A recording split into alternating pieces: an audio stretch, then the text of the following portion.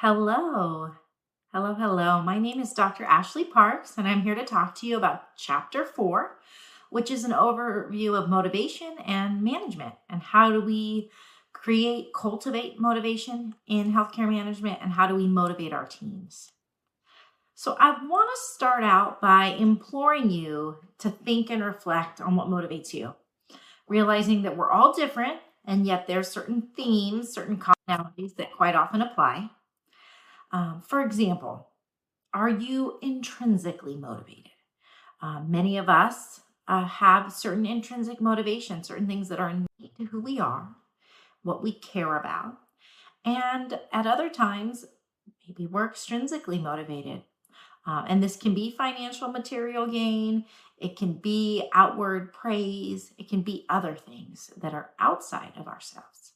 Sometimes we're motivated by achievement, doing good work, feeling good about ourselves, accomplishing something, or by positive versus negative reinforcement. One of the things that we know about motivation is one of the most powerful ways to motivate someone is to set a goal. Simply tell them what the expectation is and then allow them to decide if they want to meet that expectation or not. Simply knowing there's a goal can be very powerful. So I want you to think about that. Think about times in the past where you've been very motivated versus times where you haven't at all felt motivated, maybe to accomplish a task or engage with a team. Also, I want you to think about the differences in those situations.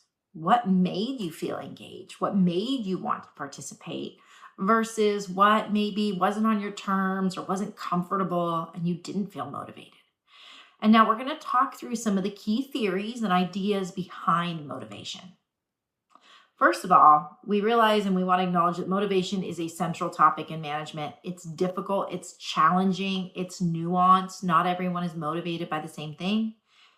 And in an industry like healthcare that's constantly changing, we have to realize that motivational factors and realities might change quickly too. We also want to believe in the good in all and understand that hopefully most folks are engaged for the right reasons. They all want to support quality of care. They all want to support the organization meeting its goals. But still, we're each motivated by different factors that are specific to ourselves and our identities. Our goal as managers is to motivate folks effectively, improve problem solving, promote creativity and innovation, and get folks thinking and working towards common goals. Now, what does motivation even mean? The definition of motivation is the state of feeling or thinking where one is energized towards performing a task or engaging in a particular behavior. So you're all about it, you feel excited, you feel engaged. Now, we've got a couple common myths about motivation here. One is that motivated workers are more productive. That's not necessarily true, right? There can be individuals who accomplish great things. Maybe they're not clearly motivated. Maybe they just have a lot of expertise. It's easy for them because they have the knowledge. Another myth is that some people are motivated and others aren't. It's not a personality trait, right? We all have varying levels of discipline and understanding, varying levels of patience at different times and moods. But the idea that someone is just not motivated in general isn't part of the theories and constructs we're covering here. Instead, we're going to focus on how we're motivated by different things and how you can motivate just about anybody you're working with. Motivation is not easily mass-produced. That is definitely a myth. We are all motivated by different things, and while you can do things that increase motivation across the board, one of the main strategies is tailoring what you're doing to each individual. And then realizing that while financial means are important, especially in a world we live in where inflation is high and salaries aren't always keeping pace, we want to acknowledge the reality that financial situations and the ability to care for one's family contribute to motivation. But we also want to realize that that's not the only factor. So this is not a purely financial discussion. All right, so that being said, our role as healthcare managers is to periodically assess the motivation of individuals we're working with and their performance. How are they doing? How engaged do they seem? And work to improve that. We have to take into account a lot of different factors. What is this person's occupation, their career stage, what they're going through personally, and how can we meet them where they're at to provide them additional motivation to be successful? We also have to have some of those uncomfortable conversations around what barriers might exist, what concerns might exist for different employees. And sometimes that builds a strong relationship where those conversations become more and more comfortable. We also want to make sure we're creating that psychological safety where employees feel comfortable sharing their concerns and that we have a problem solving, goal setting approach where we're working to make our organization better.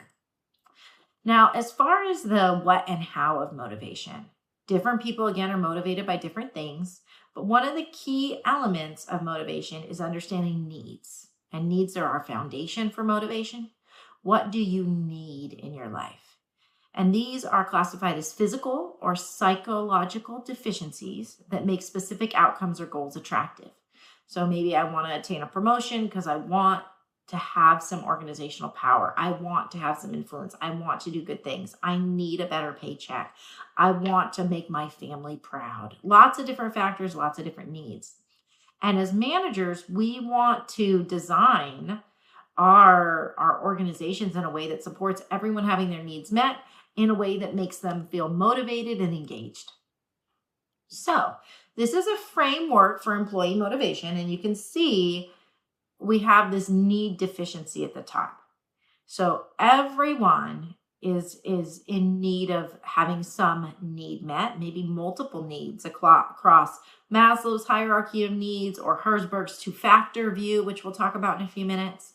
But we have this need deficiency and we search for ways to have that need met and we choose from alternatives.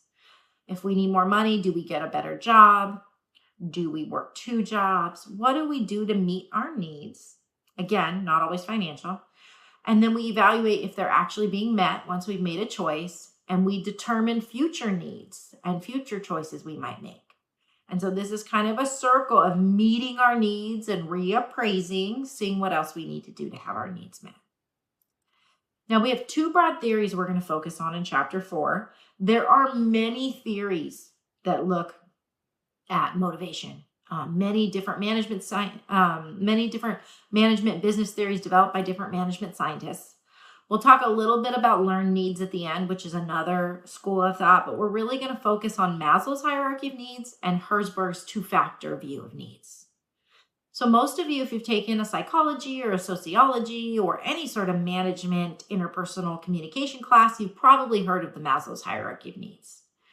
We have various needs that are organized in a hierarchy, going all the way from basic physiological, psychosocial, basic safety needs, all the way up to self-actualization. And we'll take a look at that on the next slide. And then we have Herzberg's view, and Herzberg separates out hygiene factors from motivation factors. And hygiene factors are things we need. We have to make enough money to survive. We have to have food. We have to have safety. But motivators are those additional special things like recognition and achievement, creativity that add value as well. And then, of course, we have these learned needs as we work through our career and we mature. We have a desire for certain types of achievement, power, affiliation. We want to be liked and engaged in different ways. And again, everybody's different. So this may or may not resonate with you specifically. We all are motivated a little bit differently based on where we're at in our lifespan and based on our backgrounds and our preferences. All right, so this is our Maslow's hierarchy of needs. And you can see we're moving from those physiological needs, basic needs, like food and housing and just survival, to security needs. Is it a stable job with a pension? Then we've got friendship, belongingness needs. Do you have friends at work? Do you have community? We have esteem needs. Do you feel like you've obtained status? Do people respect you? Which is different from belongingness, right? But related. And then achievement. Are you achieving your full potential in a challenging job, feeling fully self-actualized? And so quite often we look at this as a hierarchy, of course, and quite often we think, well, individuals aren't really going to be focusing on self-actualization. Am I the best version of myself possible and achieving if they don't have their basic needs met? And I think that's largely, for the most part, true, right? If I need enough money to feed my family, that's really going to preoccupy my thoughts. However, many of us are trying to have all of these needs met simultaneously, and some of us prioritize different components more than others. For example, if I'm a risk taker, I might not be as worried about a pension plan and a secure job as I am about getting a title that I believe will help me promote in another organization later on. And so different preferences, and that's okay. Also, it's really important to realize that there's no simple set of needs and need satisfiers that are universally applicable to everybody. We all come from different cultures, different backgrounds, different contexts, different ways of thinking. Our needs change over time. I know the things that I need to feel comfortable and rewarded and satisfied in my current role are different than what I needed 10 years ago, certainly different from what I was looking for in a career 20 years ago. And so it's important to realize that. Your book does try to approximate some of this at the end of chapter 4, and we'll look at a few slides on that where we talk about what does it mean to work with physicians versus staff in a healthcare system and how those needs might be different, those priorities might be different, but we are all humans. And so these are just generalizations. I want to say that this really is highly individualized. And so these models help us think through that individuality. So here we have 3 models. I said we were going to focus on our first 2, plus we have that achievement power affiliation that's McKellen's model. When we think about what motivates folks, we can think about Maslow's hierarchy of needs on the far side. We've got self-actualization, ego, social and belongingness, safety and security, and then of course our physiological needs. Then we've got the Herzberg's model. We separate out those motivation factors from those hygiene factors. Do I have job security? Do I have good working conditions? Do I make enough money to survive? Is different from personal growth and advancement and recognition and achievement. Both are important. We're going to talk about the difference a little bit in a moment. Hygiene factors have to be there. Motivation factors are things that are nice to have, right? If you don't have a hygiene factor, if I don't have job security, it's a complete dissatisfier, right? Whereas these motivational factors are kind of the ice cream or the frosting on top of the cupcake. With McKellen's model, this separates out the idea of having control of your life, power, achievement, again, kind of on that recognition, self-actualization side, and affiliation, belonging again. And so very similar, you can see the overlapping similarities, they're just structured slightly differently. Now, when we think about actually applying this process perspective on how we apply these models as healthcare managers, there's one major challenge that emerges, and that's equity. How do I see each of my employees as individuals and respond to their needs separately, realizing they're all motivated by different things in different quantities and different frequencies? They respond to different management styles. How do I do so while still promoting fairness? The perception and the reality of fairness. So we're cultivating equity and positive organizational culture, but also the picture of equity. I'll give you an example. I used to work with a colleague named Shelley, and she actually was a director of claims that reported to me when I was a director of managed care programs. So I was over the health plans. Shelley was one of my employees, and she managed the claims department. Wonderful human. Worked with some fabulous people at that organization. Well, one day, someone came up to me and they said, "You never take Shelley out to lunch. You take everybody else out to lunch. You take Suzanne, who's our director of provider relations, out to lunch. You take Karen, our director of case management, out to lunch. Is Shelley, do you not like her as an employee?" And I said, "No, but Shelley works a different schedule. Shelley works from 3:30 in the morning. Shelley happened to have a family member she was taking care of, so she worked a different shift. She worked from 3:30 in the morning till about noon. And so she was off at lunch. She's done with the day. She would kick off the claims cycle and the claims payment with our offshore team in India early in the morning. That was her job." And so I said, "No, I think you're misunderstanding. We spend a tremendous amount of time together, but when I come into the office, I'll sit and have coffee with Shelley. I'll go visit her before anybody else realizes I'm in the building at 6:45 in the morning." That is a different relationship. She has different needs. She wants to gab about what's going on in claims before we go to lunch with the folks in case management. So I didn't realize that someone had perceived that someone was being left out, not knowing their work schedule, not knowing the reality, not knowing that it wasn't that she wasn't invited to the party. So people see that. And I remember one time being asked about one of my project managers that came to lunch with me almost every day, a friend of mine. Why do you always take Clarissa to lunch? Well, Clarissa and I use that, at least on Tuesday, Thursdays, as our working meeting one-on-one. And we use it as an opportunity to process through everything that she's doing. And she's going to school in the afternoons, leaving early for the day. So we use some of that as working time, and she's an exempt employee that's allowed to leave early and go to school. And so we are literally just enjoying the fellowship, one another's company, and accomplishing something. That was me meeting her needs. She needed a mentor. She needed some assistance with her schoolwork. She needed some guidance in the project she was working on. But people see that and they think, why is someone doing something different from what I'm doing? And so when you meet people's needs individually and you try to mentor and work with them, it can bring up this question of equity. So it's important to be fair. Similar amounts of time, energy, effort being contributed to various employees, various initiatives, but it's also important to be mindful of their individual needs. So I just wanted to throw that out there. Next, we have the power of expectations. Now, when someone expects an outcome, it greatly influences their behavior. And you've likely experienced this. If you expect a promotion or an opportunity, it changes the way that you behave. So we've got some definitions here related to the idea of expectancy theory, but I'm going to go to the next screen in a second that has a diagram that explains these a little bit more. So bear with me. We're going to talk about outcomes, negative and positive experiences and rewards, right? Do you get a negative or positive outcome?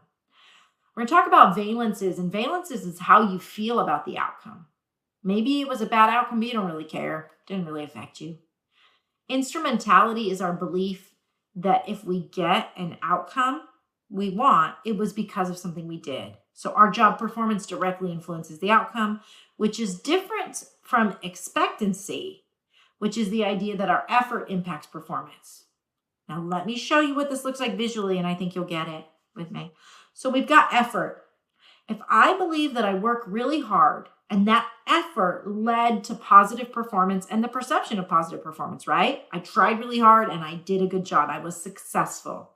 I tried really hard and I was able to enroll a lot of patients in our health plan. Okay, clear link. Now, that's an expectancy. Sometimes we don't have expectancy. And that's where motivation breaks down. We say, I can try really hard, but I still won't be the best at this. Then you have no expectancy. So we want to put people in the right roles, but we also want to build expectancy, the belief that the task can be accomplished well and that you're in control of that. Once we have expectancy, we have instrumentality, which for me is very recognition linked. I believe now that if I do a good job because I put in the effort, that expectancy, that then that good job will lead to an outcome. I will be recognized. I will have a positive outcome.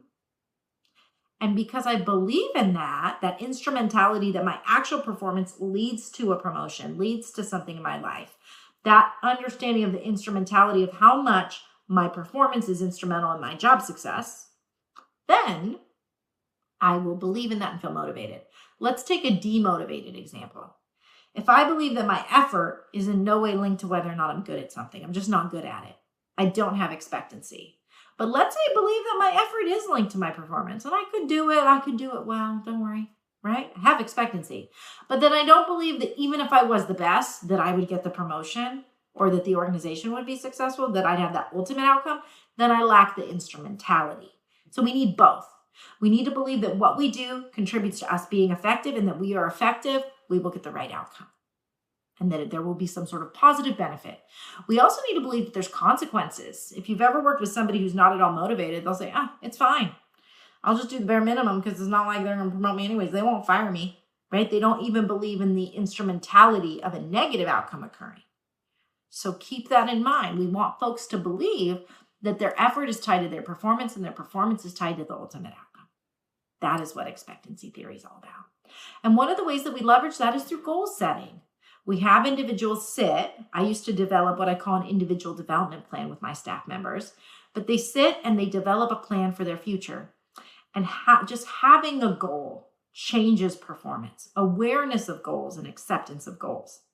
It helps to have feedback. It helps to believe in the process, but just knowing there's a goal can change things.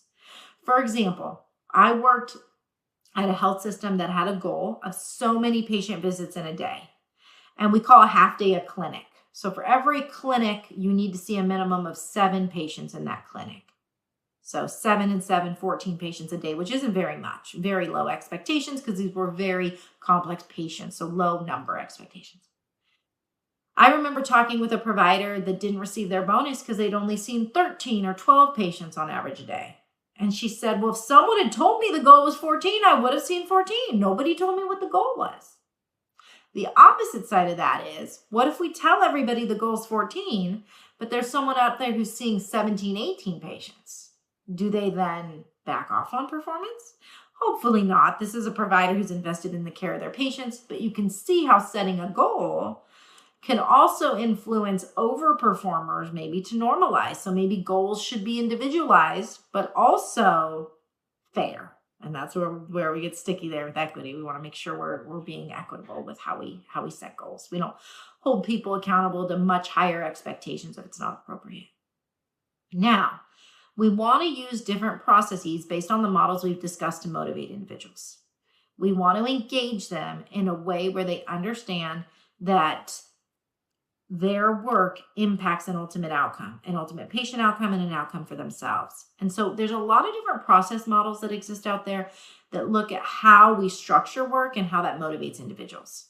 If we're fair, if we reinforce performance, if we give some sort of clear goal, we lead to those outcomes. So if we talk about process models, these are models that involve a set of actions to motivate individuals.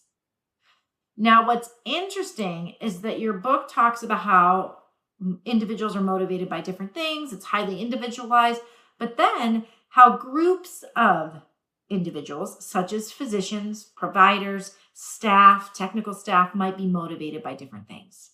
We have different codes of ethics. We have different levels of control over our work based on our roles, and we know that.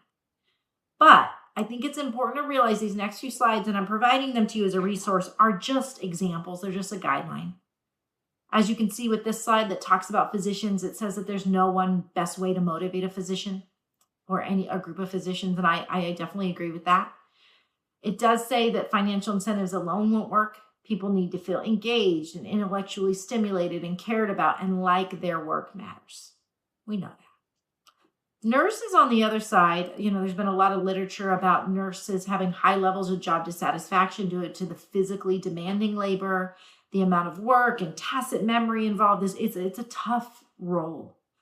And so hospitals that have been really successful and that have advanced nursing certifications, such as magnet hospitals, say that leadership, having effective leadership that the nurses believe in, they're engaged in decision-making, they know their nurse manager, they know the directors and the executives, and they have positive relationships, that sense of belonging and engagement with leadership and shared decision-making is key. I think that's true for any group in any set of roles. And then there's a simple note here on support staff, clerical staff, individuals working maybe in environmental services, don't necessarily respond to the same incentives. And I think this comes back to the individual needs. If I'm in a different situation socioeconomically or logistically, I may be motivated by different things. And so we have to look at this with some contingency, with some adaptability, and be willing to customize how we motivate and engage professionals. Now, there's some challenges with motivation. For example, it's really hard to motivate and engage someone if you don't have an adequate definition of what you want them to do. What's desired performance? What's a positive outcome? If there are barriers in the way to their performance that they don't control, right, that can lead to great demotivation. And if there's an inadequate link between their performance and their reward, I can be amazing, I won't get a reward. I can slack off, there won't be an outcome, a negative outcome. And then, of course, we want to think, again, about all those potential solutions, setting goals, setting clear expectations, providing feedback, and sometimes redesigning jobs to more accurately reflect the work that an employee is capable of and motivating them. So this is a framework here that's the motivational problems and solutions on one slide. So we've got these problems: inadequate performance, impediments to performance, and inadequate performance reward linkages, and what we can do. We can incentivize. If you look at number 3, we can pay for performance. We can enhance engagement and teamwork and make it very clear that the work they do matters. So these are just some strategies that we've already discussed. Now, the last slide here provides another summary of those motivational problems. And I think that it's really important that we realize how personal this topic is, how important it is that any program you implement with your employees is compatible with them and their needs, and that you take time to match that approach with your organization, the level of data maturity in the organization, the level of tracking of performance that's available, and just making sure that you're really being a kind human about the way that you implement any program to motivate individuals. All right. Well, I hope this was super helpful.